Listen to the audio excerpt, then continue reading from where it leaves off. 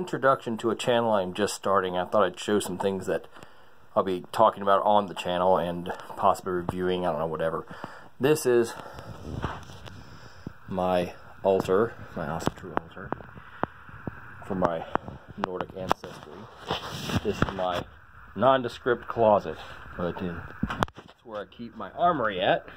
So I've been collecting swords and such since about 1994, and most of them are production swords for various companies. A few I have, I guess you could say, assembled from parts I bought, and some from pieces I put together.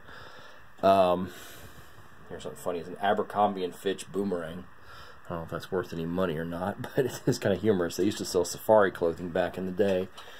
I just wanted to say that my closet has some interesting things in here that I'll be talking about, and as I collect more things, I'll possibly give reviews or something. Some of these are pieces, like I said, I've bought parts for, or had swords that broke, whatever, fell apart, and I've used those parts for other things. Some are ones I bought. Some, like this, for example, was bought at a museum replicas clearance sale. The scabbard's just a crap scabbard for something else. This blade was on a fantasy polearm they sold, and this handle is actually the handle that was used on an old Nodachi they used to sell, Japanese style, very large, great sword.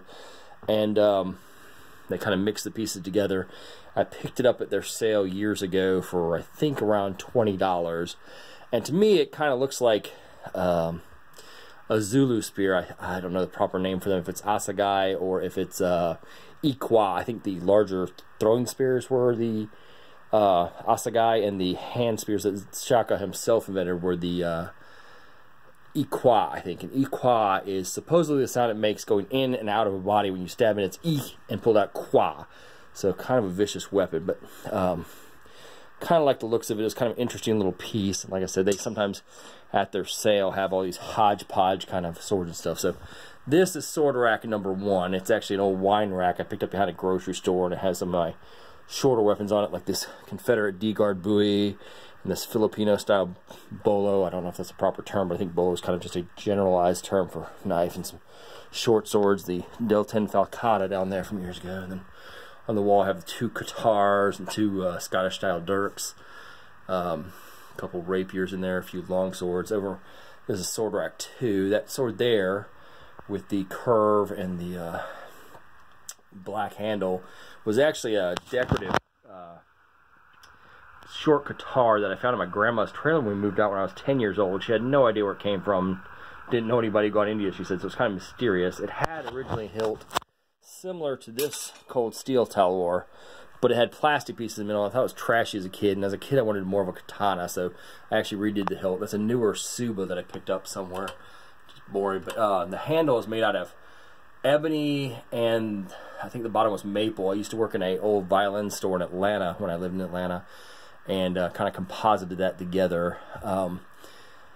It's probably not very good steel from what I can tell, but it was kind of has a, I don't know if you'll pick this up very well, but sort of an etching on it.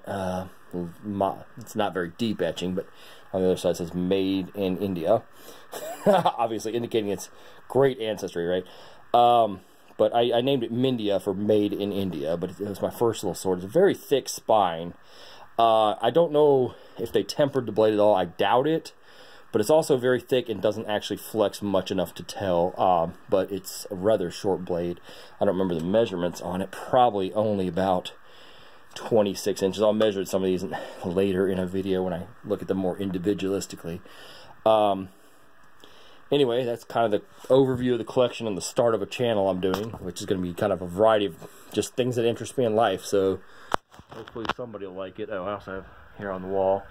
Those are, well, the William Wallace style one on the wall there. It's kind of a Braveheart replica a friend of mine gave me for Christmas last year. It's just a wall hanger. That's a crayon kind of etching my mom made. Well, I think I did it in England when we were there at Glastonbury, I think it was. And she had it framed for me. I think it's actually based on an actual relief. And this one here is the windlass Monty Python and the Holy Grail Black Knight sword replica. I got it for $30 at a costume store, but somebody looked for the wrong price when they actually were quoting me the price on it. And it originally sold, I think, for $250.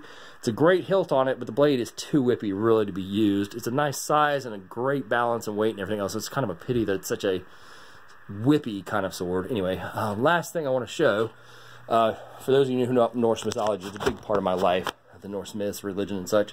This is my replica of Thor's hammer, and I notice how short that is, but in the actual myth, it was described as being made from gold by the dwarves, having a handle almost too short to use, so I mean that's kind of interpreted, but I interpreted very short, and being still red hot. So I used a 2-pound hammer and did like gold paint and kind of flecked it up to look old, and then for the handle to make it look like it's still on fire there, you can kind of get the glittery effect. I used basically red nail polish, and so it's a little 2-pound thing.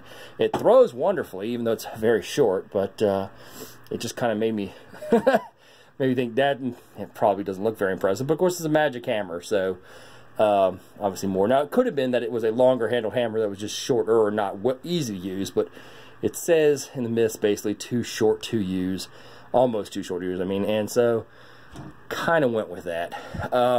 Anyway, just a thought and kind of a fun thing I did one time, so I will talk more about all this later. Anybody who's out there watching, thank you.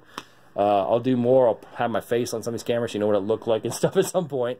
But this was just kind of getting the channel started, and I wanted to get something on there to motivate myself. So I figured I'd just start with an intro of what I have laying around and what's coming and you know, all this kind of stuff. So if y'all see anything in the closet that piques your interest particularly, just let me know and I'll talk about it. Anyway, Hilson, and y'all have a great night.